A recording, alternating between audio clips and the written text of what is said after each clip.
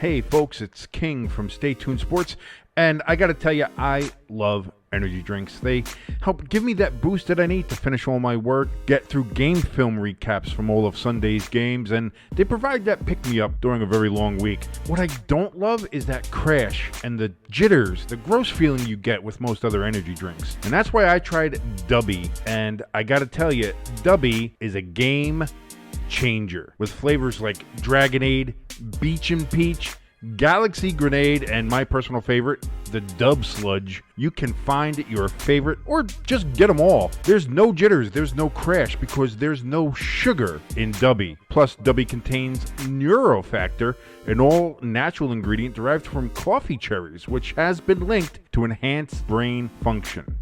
You go on over to dubby.gg right now. That's dubby.gg to grab the best energy drink you've ever had. And if you enter the code STSports18 in all caps, you'll get 10% off your order. That's STSports18 to get 10% off of Dubby. Be better.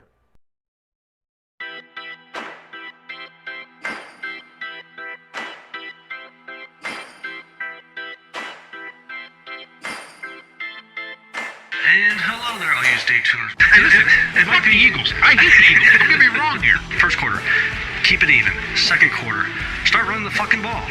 Third quarter, take a power nap. Fourth quarter, oh shit, there's the rest of the game. Let's go. Fuck it, I'm a diabetic. I will root for the team that will literally give me diabetes and death. Rooting for a team from Hershey is like a Catholic rooting for Satan. It doesn't make any sense. This is Stay Tuned Sports, and it starts in 3, 2, 1.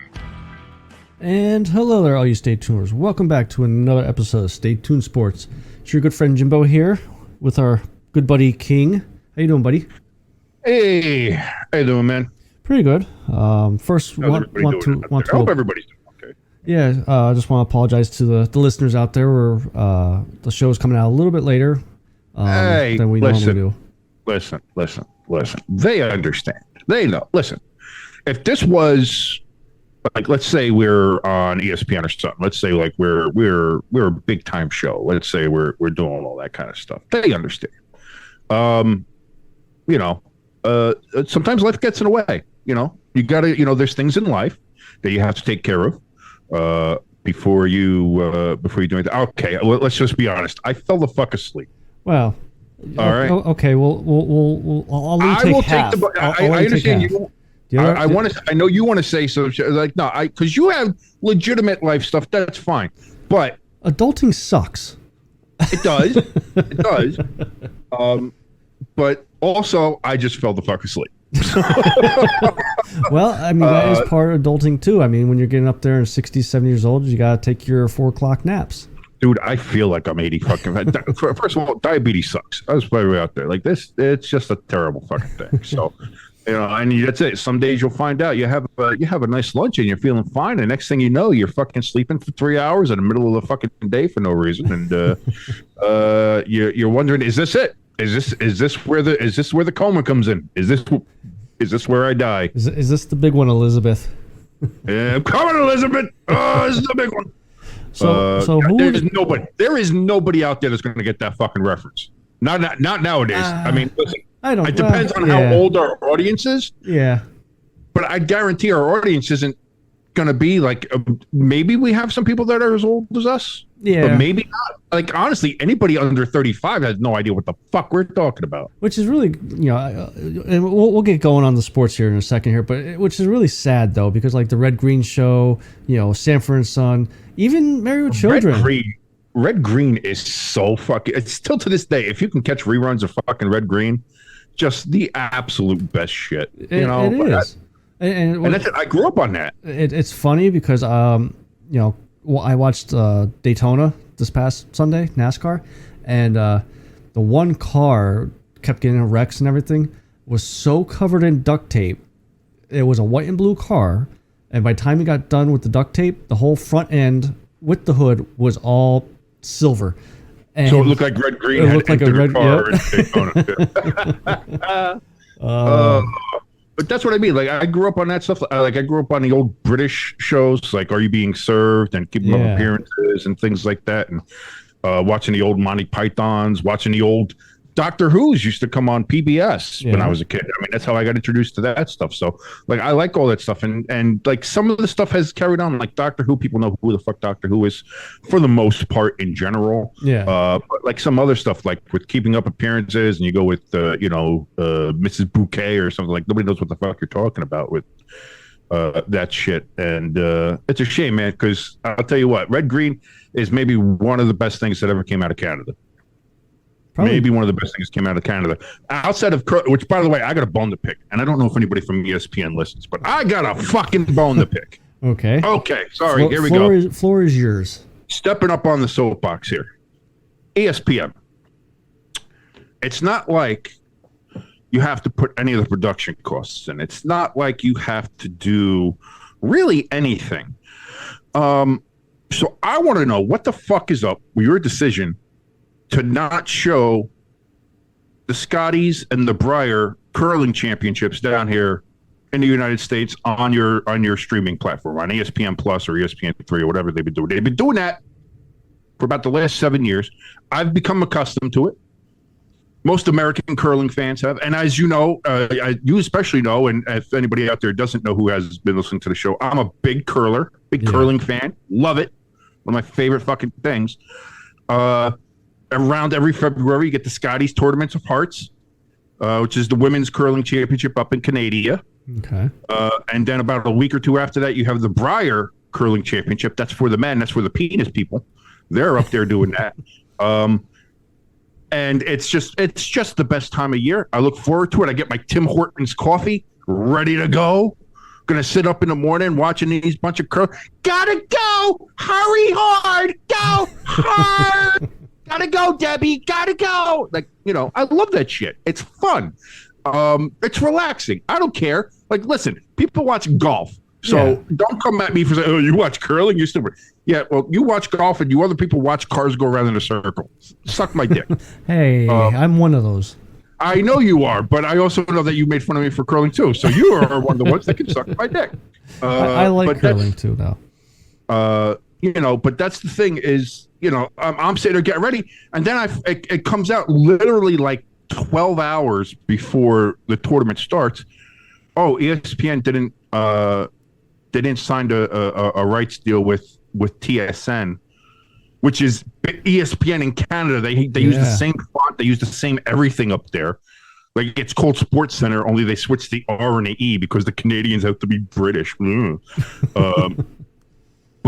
it's all the same. They're all owned basically by the same people. It's the same channel. It is what it is. They can't just broadcast it down here. No, apparently not. They said no, they're not doing it. So for this past week, where I should have been watching curling and being excited and enjoying my coffee and watching a bunch of Canadian broads just hurl rocks at each other, I haven't been able to. So ESPN. Again, I don't know if you listen to us. I don't know if anybody from there would ever hear this or not. Maybe I'll post it and tag them on Twitter just so they can hear this clip. Lick the sourest part of my taint with that bullshit fucking decision and give me back my fucking curling. Okay, so, sorry. What times do you usually come on? Like morning? It's usually on all day. It's on usually all day. It starts in the morning. And you have your early games because they play a bunch of games during it. There's usually like 3 draws per day. Okay. Which is what they call the games. So you have your early morning ones, you'll have your afternoon ones, and then you'll have an evening one. And there'll be 4 or 5 games depending on how big the ice is and how many rinks they have. Yeah. So you get to, it's an all day thing. So like, even like if you're at work and you miss one, or if you're doing something, like you're going to be able to watch curling at some point during the day. Yeah. I said, no, you're not. No, the fuck you're not. And I was like, oh man, I'm sorry. I know. Listen, I know first world problems, white people problems, all the other stuff you want to say. I don't care. I want my fucking curling. All right. I know. Listen, we're about to all die in a nuclear war. Can we just get some fucking curling down here, for the love of Christ? What'd they replace it with? Oh, nothing. It was they streamed it. It was streaming like okay. ESPN Plus or ESPN3. Yeah. do it on all the time. Okay. And that's what I mean. Like for the last couple of years, that's what I've been watching it on, and that's what I was expecting this year. I was getting all jacked. I was like, I made sure I had a stockpile of Tim Hortons coffee ready to go. By the way, Tim Hortons coffee, fantastic. But again, that's another great thing to come out of Canada. I really think outside of their communist healthcare shit and their awful political leaders and their entirely insane batshit woke culture they have now, I'm pretty much Canadian. You know, I was gonna say you must have been like Canadian in a past life. In a past life or something. That's what I mean, man. Because I love the cold. I love hockey. I love curling. I love most of the Canadian women. There are some hot ones up there. I mean, you think about Elisha. Remember Elisha Cuthbert? People don't remember her, man. She was a smoke show in the early 2000s. I mean, if you had a picture and I saw, I might remember, but the name don't sound familiar. Did you ever watch 24? I know what you're talking about. Kiefer Sutherland? Yeah, I know what you're talking about. Okay. His daughter in that show. Oh, okay. She also did what was that? The movie, the Girl Next Door. Oh, okay. Where she played the porn star. Yeah. So yeah, she was an absolute smoke show. I got Wayne Simmons. A lot of funny comedians come from there. You know, that's Canada has a lot outside of their bullshit. You know. So I really think that there's a part of me that I love Canadian beer. Poutine is fucking delicious. You're talking about cheese curds and gravy on French fries. Get the fuck out of here. Who doesn't want that? Anything that sounds like turd, I'm not eating. Well, it's poutine. It doesn't sound like turd. But you said there's cheese curds on it. Curds, turds. Curds, yes. Yeah. It's fucking cheese. It's cheese. It's poopy cheese fries with gravy. It's basically disco fries here in Jersey. It's the Canadian version of disco fries. Fucking delicious. The only bad thing about Canada is, again, like I said, their political leaders, they're getting a little bit too woke, and Quebec. Outside of that, and even Quebec has its upsides. Like the Montreal strip clubs, I've heard, are second to none. Well, and probably the Maple Leafs too. Toronto Maple Leafs. Well, Maple Leafs suck dick, yeah, so they can go to hell. And the Canadians, the Montreal Canadians, I hate, again, I don't like French Canada, but I do want to go to a Quebec strip show simply because I've heard that they put the Atlanta strip clubs to shame. Really? Do you know how good you got to be to say that you're going to have people come out of there and say Atlanta's number 2 in that situation when it comes to the strip clubs? Atlanta's entire economy is based on the strip clubs. So again, that's it's one of those bucket list things. At some point, I do need to visit Montreal, and I do need to visit some of those strip clubs and see how them French Canadians fucking do that shit. It's one of the got to do it. Well, just for the curiosity, if just for the science of it, it's purely for research. It's purely scientific, but I got to see what that's about. It's nice to see our show's off to a great start today. Hey, you know what? Football's done. Well, the NFL is done anyway. This is silly season. It's time we got to find things to talk about. And if we're going to be talking about curling in Canada, might as well talk about French Canadian strip clubs. So I mean, here we are. Yeah. So I mean, even though it's the slow season, I mean, free agency starts probably about 2-3 more weeks. And things are already popping off as far as some news about where people might be going, things like that, coaching moves, coaching decisions, things like that. So there's things happening. Quarterbacks asking for more than they're worth. Daniel Jones. I wonder who you're referencing there. Daniel Jones asking for $45 a year. Here's the only thing I will. Daniel Jones is not asking for that. His new agent is asking for that. But see, here's the thing though about that number, and this is just for like all players too. You hear that number, and that's really not the number you gotta look at because it's the guaranteed money. It could be $45 a year. Absolutely. It could be 25% guarantee, which then he's only making what 15. And that's what I mean is Joe Shine's going to find a way to work this around, and the agent's going to find a way to work this around. And also, the number up there is the higher end number, but you can always work down from that. Yeah. Like I think Daniel Jones and his agent know what his worth is somewhere less than that. Yeah. But you start off high. And then you're able to work your way down. Yeah. And you're able to say, well, how about this or this? Or how about we do this, but we do this as an incentive, and we do this, but we do this as guaranteed money, and this is this, and blah, blah, blah. And you can add an extra year. Or like again, I'm no financial whiz. I know that there are people that can do that. The GM down in Tampa was famous for being able to play a show game with people's contracts and keep everything under the cap, even though they had everybody down there, which was really kind of incredible. So it can be done. So again, I don't see that as anything bad, as much as people like to say, like when they say, oh, Daniel Jones got a new agent. Oh, he's asking for this much money. Oh, this is terrible. This is going to be bad. Or the Giants going to get him. Is he going to go? No, he's not. I think this is just it's all part of the plan. Yeah. Part of the process.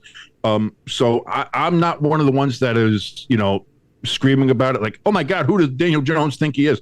I think Daniel Jones thinks he's the franchise quarterback of the New York Giants. And again, part of this is on the Giants as well, because they didn't give him that fifth-year option, rightfully so. Yeah.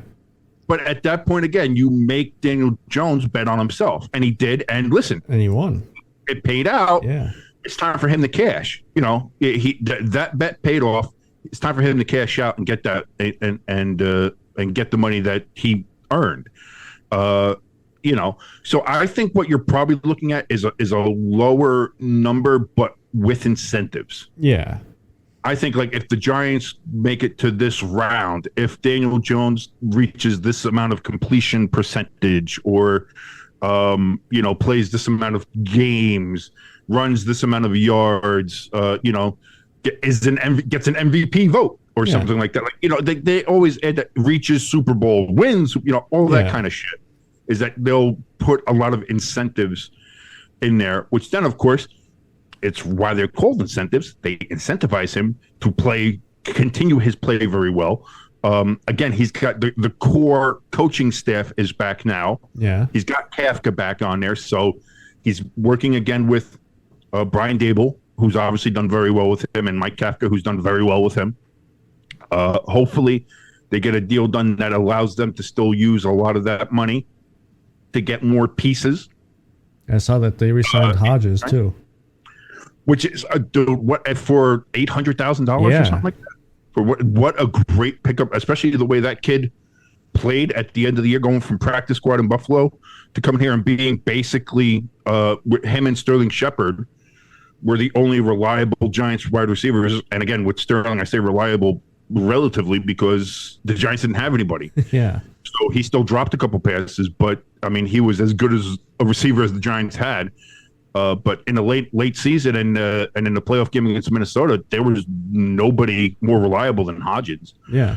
So I think that's a great pickup to keep him there, almost as a security blanket. That's the way I look at it as. Right. And then again, if it's a 1-year contract, if he does well here, he's going to get broken off. Yeah. So I mean, it's. I still see a lot of promise here. I don't see doom and gloom. I don't see what the fuck is going on there with the Giants. I don't see that. I know your concern with Daniel Jones and the number he's talking about is that if he gets what he's asking for or anywhere close to what he's asking for, that's going to be Jalen Hurts' contract is going to go way the fuck up. Exactly. That's what I mean. I saw a report yesterday that the front office is hoping to have the contract hammered out and done, signed, sealed, delivered before the combine, which I think is end of February, like next week. I think it is 28th. We are at the end of February. That would be the beginning of March. So within the next week, they think they could have it hammered out. And I'm not reading too much into this AJ Brown quote. I hope Eagles fans aren't either. He was on a show, a podcast, maybe it was with Shady McCoy or someone like that. And he just looked into the camera and told Howie Roseman, if you don't pay Jalen Hurts, ship me off somewhere else. I don't think A.J. Brown is serious. Listen. That's some. First of all, we know Jalen Hurts is getting paid. The Eagles are not letting him go. Yeah. The Eagles are not going to sign him. They're not going to work out. It's not like they're not going to give him a fucking listen, if Jalen Hurts has shown anything, is that he's the Eagles quarterback for the next 10 years. Yeah. That's bottom line. As much as you hated him in the beginning, I don't know what you're talking about. You don't know what you're talking about. Listen, I was there. I remember. I'm just saying. But he has proven that he is the Eagles quarterback, franchise quarterback for the next 10 years. I mean, listen, that guy was basically a fumble away from winning the Super Bowl. And I think even if he doesn't fumble that ball, and the Chiefs still win the Super Bowl, I think there's a good chance he wins the MVP, being maybe only the second person from a losing team to win the MVP. He was that fucking good in that game. Oh, yeah. And all year long, too. And that's the other point that somebody brought up was, listen, every game that he played this year, Eagles won. Yeah. The only games the Eagles lost outside of the Super Bowl were the ones that Minshew played in. Yeah. So at the end of the day, that guy is your guy, is the guy. So I think what A.J. Brown was just, I mean, he was being kind of hyperbolic there. He was just, wanting to, say stuff like that's kind of like one of those like dumb things, you tell the girl that you're married to, like, you ever cheat on me, I'll be leaving here, even though she's loyal and she's never going to do that. So, allegedly. Allegedly.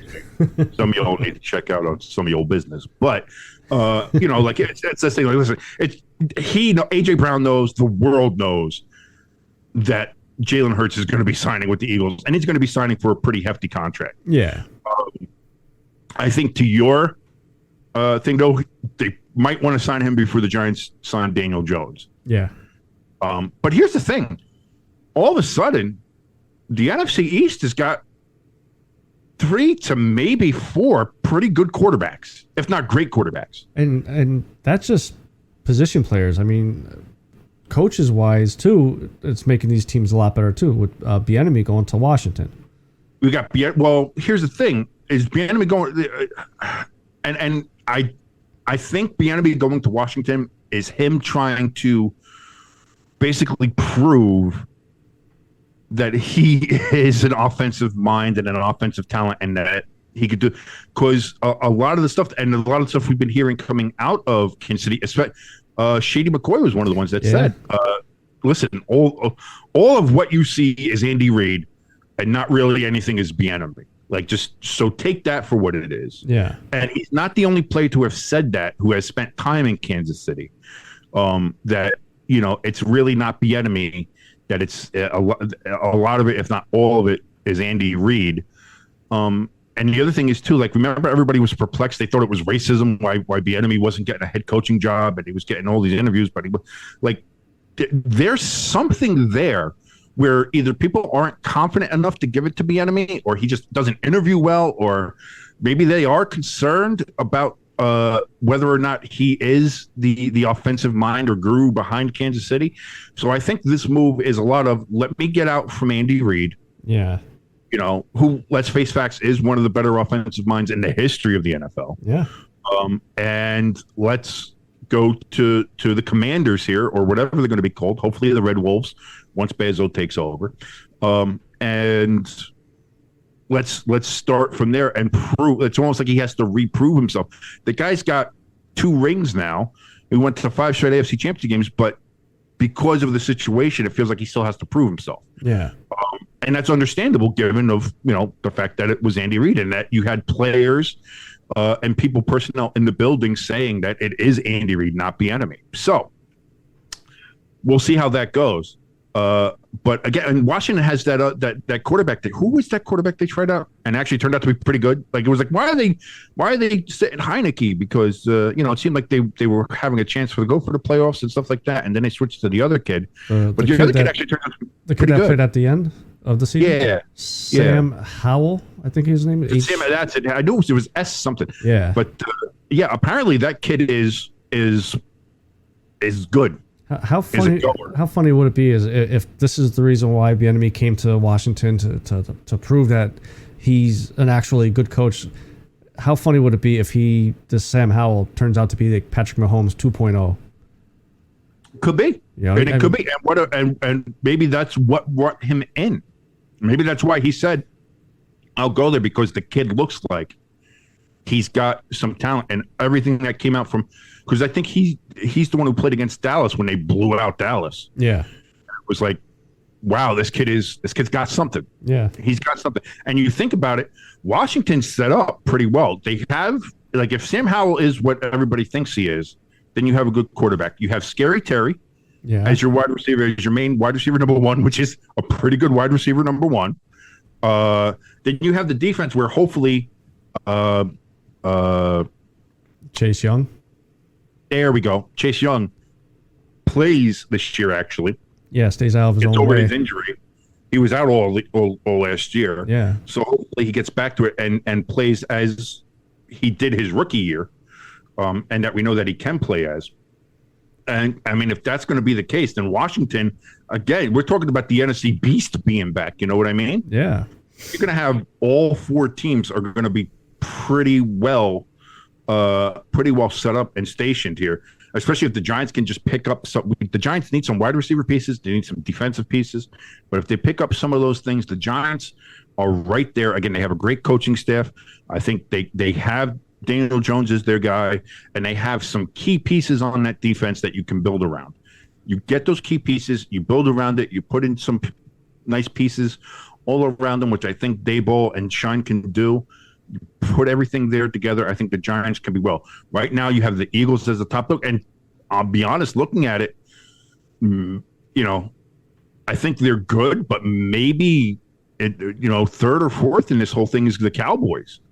And that, now there's questions about Dak. I was going to say, I'm glad you brought that up. I saw that was it Jerry that said it about C.J. Stroud, the Ohio State quarterback, that if he has a chance to, or that the Ohio State quarterback intrigues them.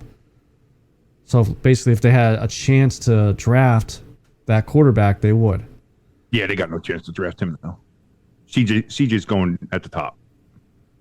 And I wonder where either he's going to the Bears, who are going to trade Justin Fields. Yeah, which they say they're not going to, but apparently there's still a lot of scuttlebutt that it's not a done deal. Which I'm not sure if that's the smartest way to go about it. I don't think it's the smart thing to do.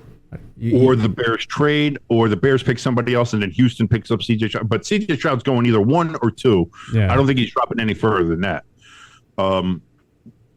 So we'll see on what happens with that. I don't think the Cowboys are going to move on from Dak, and I don't think they can move on from Dak with that contract. Yeah. And the same thing with when you talk about contracts, you got to talk about old dark room himself, Aaron Rodgers. I think there's only one or two places where he's going, if not the Packers. And apparently there's a report out now that the Packers do want him back. After there was a report out that came out that said the Packers kind of want to move on from him. I was going to say, I swear to God, both of them, the Packers and Rodgers, are bipolar. 1 week they want to be together, next week they don't want to be together. It is a toxic relationship, and it might be best for both of them just to move on from each other. Yeah, just to save us all from the drama here. It's like an MTV fucking reality show. But I really think that the most sense is Rodgers to the Jets. I really do. And if that happens, holy shit! Like living in the New York area as I do. Yeah. Holy shit. Dude, you want to talk about, like, they're all of a sudden now, the Jets and Giants are fighting for the back page. Oh, yeah. Because let's face facts, this is a Giants town, always has been, always will be. New York, North New Jersey is, and Connecticut, well, Eastern Connecticut anyway. This is all Giants territory. Yes, there's some Jets fans scattered about. But this is the Giants. This is the Giants' territory. Let's face facts. If the Jets get Aaron Rodgers with the team that they already have set up there with that fucking defense, with that running back, that kid that would have been up for Rookie of the Year if he didn't get hurt, and then they have the Rookie of the Year wide receiver anyway. Yeah, dude, and then you put Aaron Rodgers on that team. Holy shit, dude. Like, if Aaron Rodgers goes to the Jets, and this is not hyperbole, this is not just making shit up and pulling it out of thin air, the Jets have become a Super Bowl favorite. Overnight, favorite? the Jets become a No. Super Bowl favorite. Absolutely. They Super become Bowl one of the top 3 or 4 teams. a contender. odds-wise I could versus- agree to. A Super They Bowl become- contender. You know, I mean, they will definitely. That's what I give- mean. I don't mean the unequivocal Super Bowl favorite. I mean, that's what I thought. one of the top 3 or 4 teams, the teams that are always considered Super Bowl favorites. Okay. They go up there with the Chiefs. They go up there with the Bills. They go up there with who else would we put up there? The Bengals, and I guess for now the Eagles. Yeah. They're up there. All of a sudden, the Jets might knock the Eagles out of that top 4 area of considering for the. All of a sudden, your top 4 contenders for the Super Bowl, as far as favorites, would be AFC teams, which makes sense. Right now, the AFC is the stronger conference. Yeah. But holy shit! Like, so if that happens, that's a. And I think that's what I mean. It's such a better situation than people are saying. Like either it's either the Jets, the Packers, he stays, or he goes to Vegas. Now, Vegas, he has Devontae Adams. That's great. But Vegas isn't set up the way the Jets are. Like, the Jets are set up right now as a team to fucking go. Yeah. They just need a quarterback. And we saw that this year. The Jets were a very good team. They just didn't have a fucking consistent quarterback. You know? Yeah. And they lost so many games because of that quarterback. You know, they should have won that game against New England if they had a competent quarterback, but they didn't. You know, and so you lose 6-3 or 9-3 because the Patriots get a run back on the very last punt of the game because you can't score, and then you go out and say, "No, we didn't let our defense down. We did fine. You did fine. You moved the ball 2 yards." The entire second fucking half, 2 yards was your total offensive output. The fuck out of here, Zach Wilson. How surprised would you be though if he just flat out retires? Because me kind of like, I guess looking for the drama, reading between the lines of Aaron Rodgers has come out of his dark retreat or whatever they called it, and even before he went in when he was on the McAfee show. And he said, you know, he feels once he comes out of this retreat, he'll feel a lot closer to making a decision. Well, I mean, yeah, a decision could be what team he wants to go to, but also on the flip side, I take it as, do I want to keep playing football or do I just want to retire? And, okay, but let me pose this question to you. Okay. Has he really? Does he look like? Has he said or has he done anything that makes you feel or think that he's done, like that he's even leaning towards that? Honestly, I mean, with how I don't see that. His relationship with Green Bay the past couple of years, he just seems like he's run down, like he's just tired of it. But that's what Green Bay is. So that to me would lead him to be out of Green Bay. But the way he speaks, especially if you listen to the way he talks on the McAfee show, it strikes me as I'm kind of done with Green Bay, but I'm not done with football. I'm not done with competing. I still have I think he even mentioned a couple times, like he still has a competitive fire. Yeah. Like he still likes doing that. And he talks about that a little bit with his golfing and his other shit that he does. Like he still says that he has that, and nothing quite does that like football and all that stuff. So like I said, it doesn't feel like it's gonna be a retirement. Yeah. And I don't think he wants to retire yet. I think he wants to add a couple more notches to his, because he's a Hall of Famer. He's a first ballot Hall of Famer. Oh yeah, without a doubt. But I think he still feels like there's another couple of notches he wants to put on there. I think he wants another ring just to kind of be like, I got another, like I may not be Tom Brady, but I'm there. I'm the most accurate and best passer. I'm a better passer than Tom Brady. I'm a more accurate passer than Tom Brady, which he is. Yeah. Don't get me wrong. Aaron Rodgers may be the best pure passer when it comes to just throwing the ball, accuracy, like anything. Like you watch some of this stuff, it is amazing. No matter how you feel about him personally, whether you like his kind of out there fucking attitude, which I personally am fine with. I like that kind of, I like people who are their own shit. Yeah. And go to the beat their own drum and all that kind of shit. So that doesn't bother me. It does bother some people. How dare he go and take drugs and find himself, that asshole? Maybe you should try that, Bob. Why is it going to be Bob? I always see people like that as Bob, and not Robert. Robert seems like, all right, but Bob is just a judgmental asshole. Yeah. But I see, like, I don't get that feeling that he's going to go ahead and retire. I get that feeling that he's looking to kind of cement his legacy, like leave Green Bay, have success somewhere else, and be like, look at me, look what I can do. He's going to have that kind of that. He's going to go win the Super Bowl. He's going to do the DX chop on the fucking stand, get his fucking championship belt out, and do all that kind of shit. NWO for life. So that just seems to be the feeling that I get, and I have the feeling that the best setup for him is definitely if he goes to the Jets. That team is ready to go. It has everything in place. All they need is a quarterback, and now you're going to put a first ballot Hall of Famer quarterback who's a 4-time MVP, won the last 2 out of 3 MVP awards, with all that talent and that defense ready. Come on. Yeah. Come on. That's what I mean. It's like if Aaron Rodgers goes to the Jets immediately get better. And if you want to have like a reclamation project on Zach Wilson, who better for him to learn under than fucking Aaron Rodgers, who apparently has already talked with him and has kind of a little bit of a relationship with Zach Wilson anyway. Oh, really? Yeah. Huh. So I think you do that. And I think it's great. And other people say like they don't think Aaron Rodgers can handle the New York media. I think he's got the best temperament for it, which is going to be, fuck off. I don't care. Like, he's got that kind of, you guys are going to say, yeah, whatever.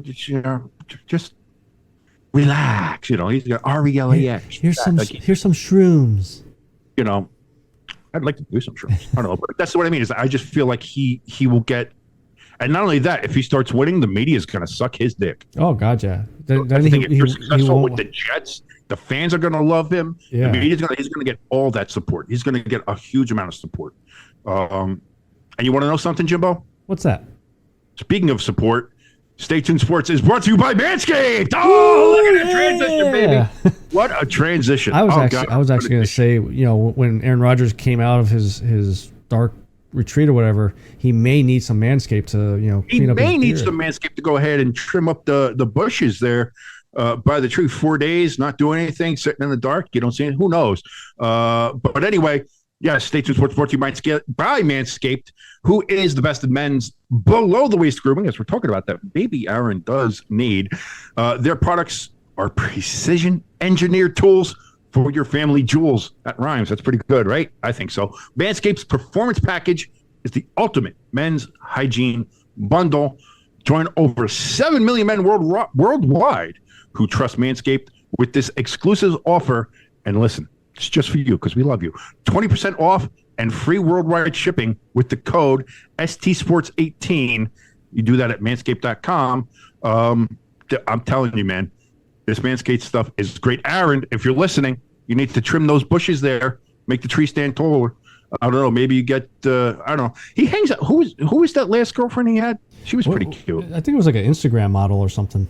I'm talking about the actress. Who was the actress? Oh, okay. Yeah, I forget her name. What is her name? I can't remember. But yeah, because Shailene Woodley. That's the one. Because he was with her, and like he's apparently like still close friends because she was friends with Miles Teller. He's close with Miles Teller. And then by facto with them and his wife, Kaylee, they're close with Taylor Swift. And like he was singing Taylor Swift in Hawaii and all that stuff. So listen, Aaron, if you're looking to bag Taylor Swift, which you might, listen, I don't know. I don't know if Taylor Swift and him are on the rocks. You do a little shaving down there below, all of a sudden you're getting a whole album written about you. How great is that? That was a long way to go for that. I was going to say, I'm like, I'm going to keep my mouth shut because everybody knows how I feel about Taylor Swift. But I will say, I will add, amazingly beautiful, and that you'd nail her in a heartbeat. I will add, I actually just got the cologne from Manscaped. So Aaron, the wife cannot stay off me since I got it. So splash a little bit on you, and Taylor Swift should be swifting over to you. Anyway, with the Performance Package 4.0, listen, it's game changer, guys. Inside of this package, which is the Performance Package, and it's the 4.0 Performance Package, you're going to get the lawnmower, which is what we're talking about your balls, about your area there, around the old the tackle box, if you will. I don't know. What do people call it? I have no idea. You get all that there. You get the weed whacker, ear and nose trimmer, because no girl wants to be sucking on your ear, and the next thing you know, they get a hairball because you got hair coming out of your ear. Or maybe you go up and, hey, give me a kiss, honey, and you got these giant nose hairs coming out of you looking like an old man from the 1800s. Who needs that? You don't need that. That's why you got the weed whacker in there. You got the crop preserver ball deodorant. God, this is the best. If you want your nuts to smell great, and you do, trust me, because balls smell terrible. Even after you just take a shower, 15 minutes later, your balls are going to smell like balls again. Now, who wants that? No lady wants that. I can tell you that. The crop preserver ball deodorant, it smells amazing. I can't stop smelling my own balls when I put that on. It's amazing. I'm telling you. I'm just hovering over my crotch all day. People give me weird looks on the bus, but it happens. You got the crop reviver toner. That's also there for your balls too. You need to give them a little spritz there to give it a little, make them a little, fresh, nice. That's what you use the toner for. Performance boxer briefs, which are the most comfortable pair of underwear you will ever own. Because after you do all this work on your undercarriage, you're gonna want to have nice support and comfort. You want them to be comfortable. You know what I'm saying? Like, we all want our balls to be comfortable. We all want the area to never be pinched up or bunched up or just. Not like, you don't want to feel like gross. Yeah. But that's why these boxer briefs are absolutely amazing. And then you get a travel bag to hold all of this stuff. So when you're going around, you got a business trip to go to, a business trip with maybe, your side chick is out there. I'm not judging. Allegedly. I'm not judging. Allegedly. But if you're one of these people that happen to have a side chick, do you think your side chick wants to get a mouthful of hair when you go and meet her? I don't think so. That's why you have the travel bag to go with you. I'm making a lot of assumptions here. Allegedly. Allegedly. Ever since Pat McAfee got sued by Brett Favre, allegedly, I've been using that word a lot lately. Even when it doesn't even matter, just say allegedly, just in case. Just in case. But trust me, folks, you are going to want to get this stuff. We've tried it out. The reason we're raving about it is because we use it. We've tried it. It is legitimately the best thing you will ever buy. And if you go to manscaped.com right now, put in the code STSports18, you're going to save 20% off and get free worldwide shipping. Not just free shipping in America, not just free shipping in North America. You're getting free shipping anywhere. If you're in Europe, you're getting it. If you're in Australia, you're getting it. If you're in the Congo, you're getting it. No matter where you are in the world, you're getting. Don't we have a listener in Congo? I think so. I don't know. I haven't seen the map yet. But anyway, doesn't matter where you are in the world, you'll be getting free shipping. ST Sports 18. I don't know why I didn't put the S on that one. ST Sports 18 at checkout at manscaped.com. That'll get you your 20% off and the free worldwide shipping. Unlock your confidence and always use the right tools for the job with Manscaped. Fun fact for you, King, about Manscaped. They ship out of New Jersey. Do they? Yeah, because when I purchased, whether it was the cologne or the deodorant, I'm going to probably get the body wash. I want to see what that smells like. I stock my orders, whether it's Amazon or Manscaped, and it does ship out New Jersey. I was like, oh, wow, I wonder if it's close enough that King could pick it up for me. Jersey, baby. I try to tell everybody. Jersey is great. People seem to have this idea of Jersey of being bad. Jersey is actually wonderful. Outside of Camden and like Elizabeth and Newark, New Jersey's great. See, now you know how it feels to be me with Philly. Philly's not bad either, and everybody thinks it's dirty. Philly's terrible. Philly is Camden with taller buildings. I'll tell you what. Me and the oldest went to a concert over summer at Camden. I forget the pavilion's name. I think, yeah, I know which one you're talking about. Yeah, right. And we left the concert 11 o'clock at night or whatever, and we're walking, and my son's like, he's near me, but he's trying to talk to people. And I'm like, dude, no, just head down, walk straight, don't answer questions. You don't know these people. It's just a general smart idea. In some places, you have to play good block, bad block. Yeah. You do. We all do it. You all have to. You have to know your surroundings, have a good idea of where you are. Like stuff like that always reminds me of that there was this like really, like hippie dippy couple that decided they were going to go trek across the Middle East and meet all the people out there and show that we're all just people, man. Like, we're all just humans, and they got beheaded. They immediately were captured and beheaded out there. I believe it was in Syria. Wow. So, again, know your surroundings, use common sense, know that, wherever you are or whatever you're doing, you're not being inappropriate or you're not being a bigot or a racist. You're just use common sense. Yeah, that's all. And just know, get in and get out as fast as you can. Speed walk. And it reminds me most of The Godfather. Like, you don't look anybody in the eye, but you don't look away either. You just walk confidently. Just keep on going. Like one of those things. But yeah, outside of like Camden and outside of like Elizabeth and Newark, like that's the thing. There was I don't know if anybody knows this. I like the cannabis. Oh, really? I like the marijuana. Okay, I would never have guessed. And it's legal here in New Jersey. We can go buy. There is and I'm relatively close. I'm right across a bay from Elizabeth. Okay. And there's a dispensary right in Elizabeth. I could go there in 10 minutes, pick up my stuff, whatever, if I wanted to, and be back home. I don't do that. I go out to, I think, in Maplewood. It's a little bit farther. It's about 15, 20 minutes away. Okay. But it's not Elizabeth, because you have to know your surroundings. You have to know where you are.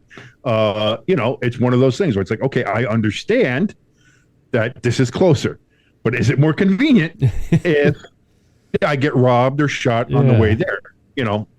And there's already been a couple reports of that around that area. So, which is not unusual. I don't know if anybody knows Elizabeth, New Jersey. That's not that uncommon. So it's not that there's a dispensary there. It's just that it's Elizabeth. So yeah, that just goes to the point of you just move on. So, but yeah, no, Jersey's awesome. So there you go. So Manscaped ships out of New Jersey. Way to go, Manscaped, making a good decision, doing business in the Garden State. Philly is awesome. So we had XFL. Slip that in. That was a rough segue, but hey, we got there. Well, no, I was just trying to speed past that. I said Philly's a nice town to be at, and just go right to the next subject. But no, the XFL. Well, it was, and first of all, go Battlehawks, caw. Not for tonight though. You're gonna be cacan in the yes, ground. You're playing Seattle. That's right. So Seattle is my team that I'm rooting for this year, and in future years. Uniforms. Yeah, I don't know if I like the uniforms more than the helmet or the helmet more than the uniforms, but the helmet definitely does stick out. Here's the problem with this version of the XFL. The Rock went cheap with the uniforms. Yeah, because they all basically look the same. It's like a templated uniform set, which is a shame. I think the uniforms were better with the Vince version of the XFL in 2020. It's a shame that they didn't just try to keep that and move on with those. That The Rock felt like he had to put his own stamp on it. Yeah, and that stamp that he put on it was generic. So that's a shame.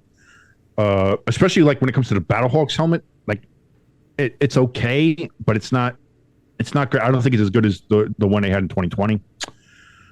But Seattle's is a fucking banger, man. What a banger of a helmet. That thing looks great. I'm waiting for them to get like that type of merchandise on their website, the XFL's website, because during that game, I was like, you know what? I'm depending on the price, obviously. I want to get a Sea Dragons jersey. They don't have them just yet. They're in the process of making supply issues, and they're doing all kind of stuff, dude. Yeah. I want to get, like, if they start busting out mini helmets. I'll get them in a heartbeat. I want I like that Sea Dragons helmet. The Houston Roughnecks one, I don't know about that. Yeah, Texas flag trying to do a thing. It's a lot. It's a lot. It's a lot going on in that helmet. There's a lot going on in that helmet. So I know we talked before the episode tonight. So you only got to see the Battlehawks game and a little bit of the Sea Dragons game.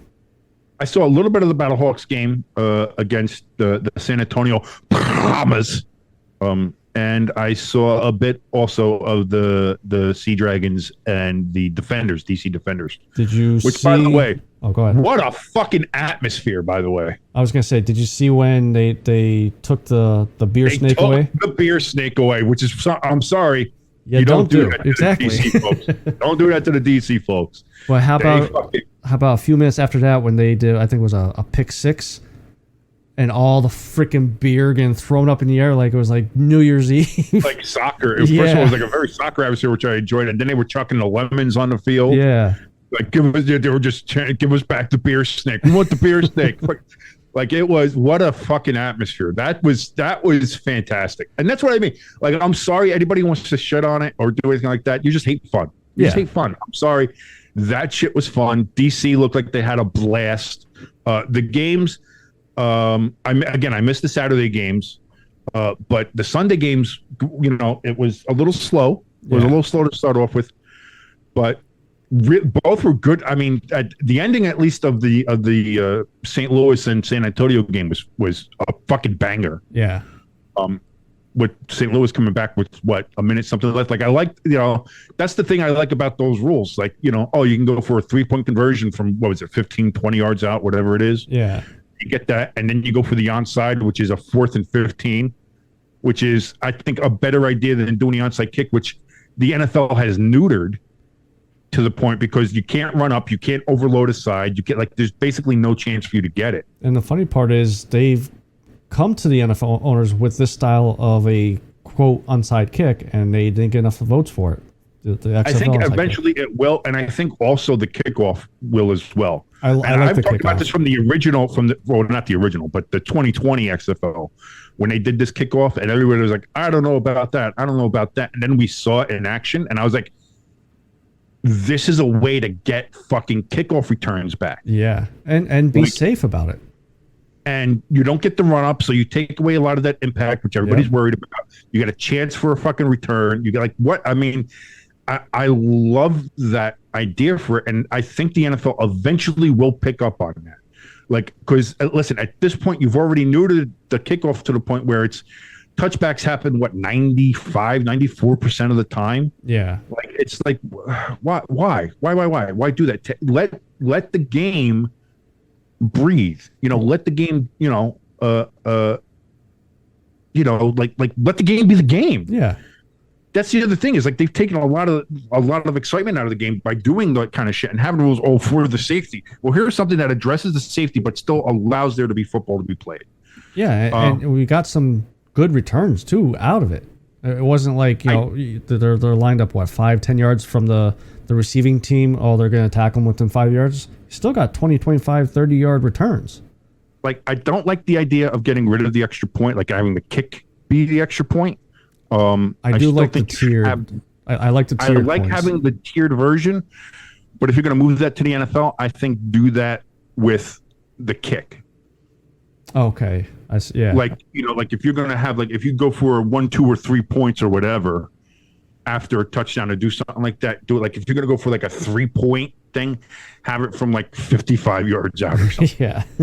Make it be something. Have it be like something really like that. The other rule, because then all of a sudden it's that makes it really does shit like that. But I think that's a way to evolve the game with keeping it interesting, keeping it safer, but also having it still be football.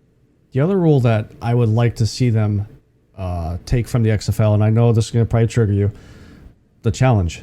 You could challenge anything you want, as long as you're specific about it, and you only get one, I believe 1.5, they said, as long as you have the timeouts.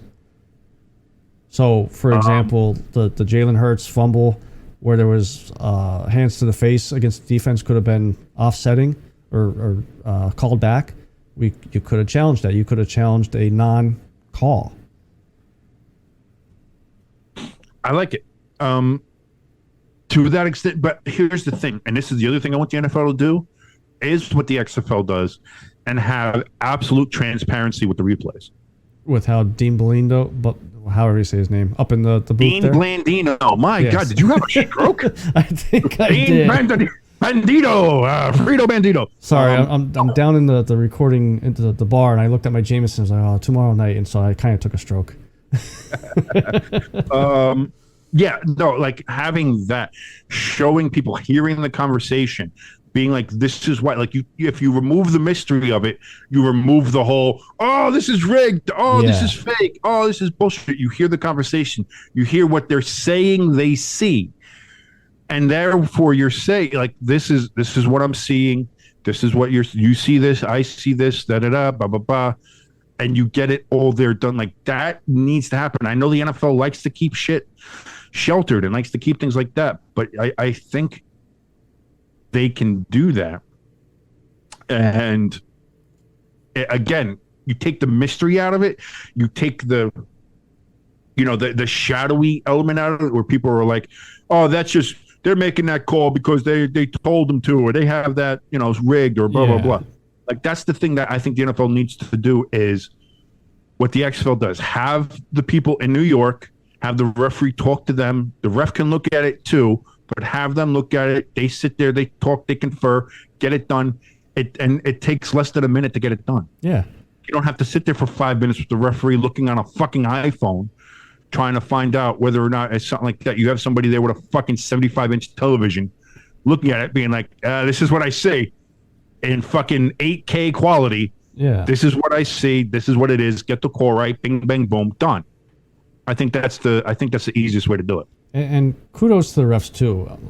Like I said, I only watched the Sea Dragons game towards I believe it was towards the end of the game.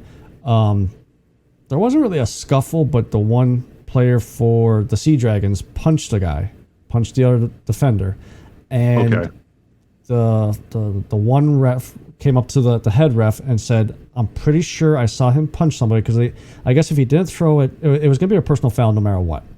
But if he punched him, it's an automatic ejection. So the ref came up to the head ref and said, hey, I'm pretty sure I saw so-and-so punch him, but I need confirmation. So they called up to Dean. Dean looked at it. Took him a while, but they had like 78 different angles, and was able to find the angle. Said, yep, he definitely punched him in the stomach, automatic ejection, and they got the call right. And, to go to your point, that's what the NFL needs. So you could get away from this. Oh, well, KC bought the refs off, or the Eagles bought the refs off, or, Right. Like, we know, like, the whole point everybody always talks about is getting the calls right. And again, I go back to the end of the Super Bowl. That call was right. As much as people want to bitch about it and say, like, oh, well, it robbed us of a great finish. Yeah, but, do you want a great finish? Do you want a story? Or do you want the calls to be right? You can't have both. Yeah. But that's the thing with the XFL, is you get the transparency. You get to see what's going on. And then not only that, but, like, during that call, like with the XFL, you hear the referees talk to each other. Yeah. Like, they hear all that. Imagine that call's made, and you're like, oh my God. And then you hear the referees talking to each other. What did you see? What did you see? He pulled his jersey. He pulled it right there. Because of that, it turned him around. That means, he impeded him on his way to the on a thing that's holding. It's like, are you sure? The other refs come in. I saw it too. This is that. Blah blah blah. Okay, you get you get the conversation. You remove part of that mystery, whether you agree with it or not, or say, oh, they're fucking us or whatever. It takes part of that mystery away. It takes the curtain away, so you hear it, you see it, and I think that's a huge part. And I think the NFL is gonna have to do that. Yeah. At some point. And I think that's if you're going to do this, if you're going to do replay and do shit like that, this is definitely the way to do it. And they did say on the broadcast that the NFL is kind of working with the XFL. I guess if there's some ideas the NFL wants to try, that they'll try it out in the XFL. Yes. So I mean, when they were talking, when they were originally doing this, they said they were going to do that. Yeah. Yeah. So I mean, if Roger Goodell or whoever's got a vote sees this working, sees the fans like these ideas, bring it to the competition committee to vote on and get it Again, going. people liked the kickoff back in 2020, but I don't think the league went on long enough, unfortunately, because of COVID. Yeah. That it built up any steam. I think I'm glad they brought that back so that people see that. Again, I don't think the extra point thing will transition to the NFL, and I'm fine with that. Yeah. If the NFL wants to play with that as far as the kicking game, I think they can work with that, but I don't want to see the kicking game be completely removed. Yeah.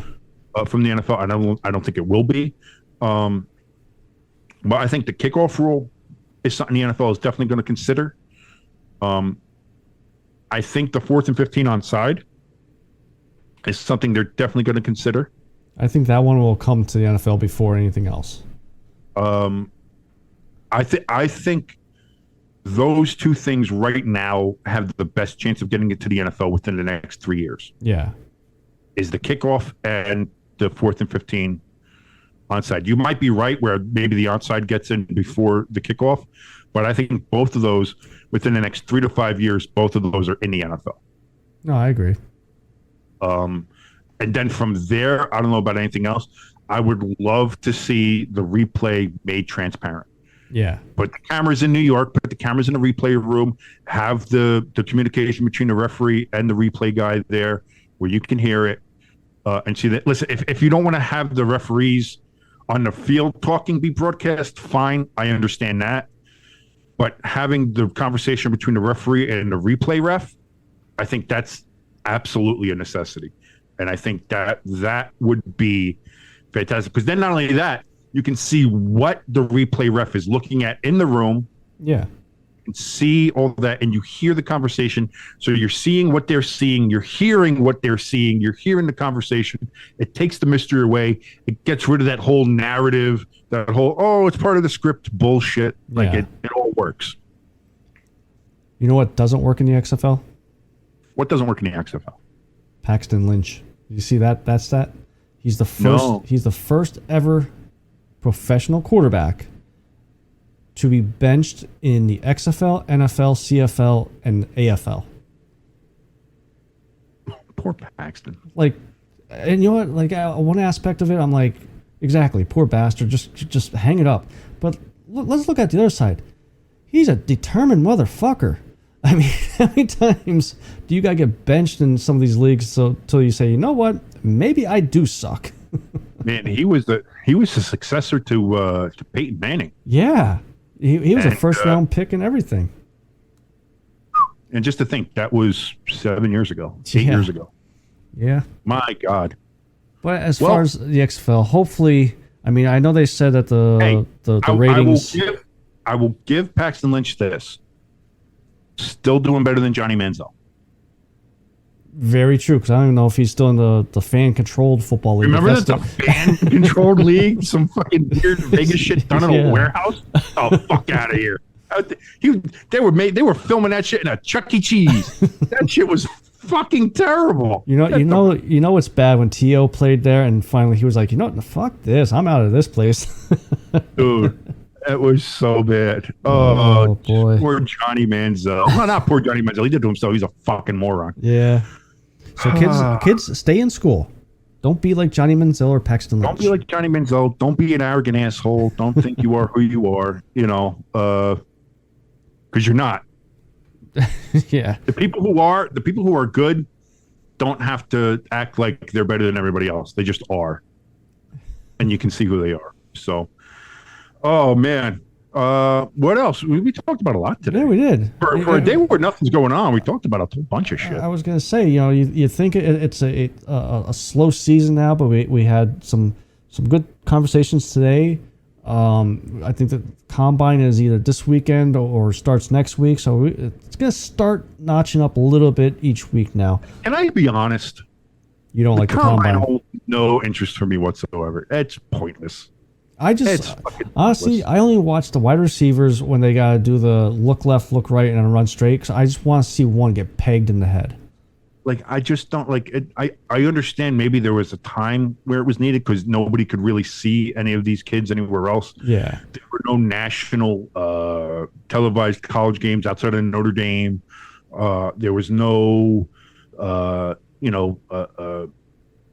getting video of all these kids and stuff like that. It's hard to travel out to all these places and do all that kind of stuff. So kind of bringing everybody that was going to be in a draft out to a singular location to do that and see, like, I get that. But nowadays, like, all these kids have like a fucking pro day anyway. Yeah.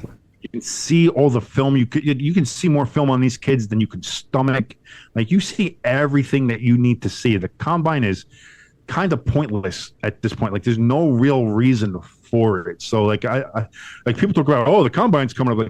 I only look at the combine. I only look at the combine as like a marking on the calendar. Like, okay, combine gets here, then we only got like a week or two before free agency hits, and then I start getting excited. And then not only that, like half the scouting takes that come out of the combine are wrong as shit. Yeah.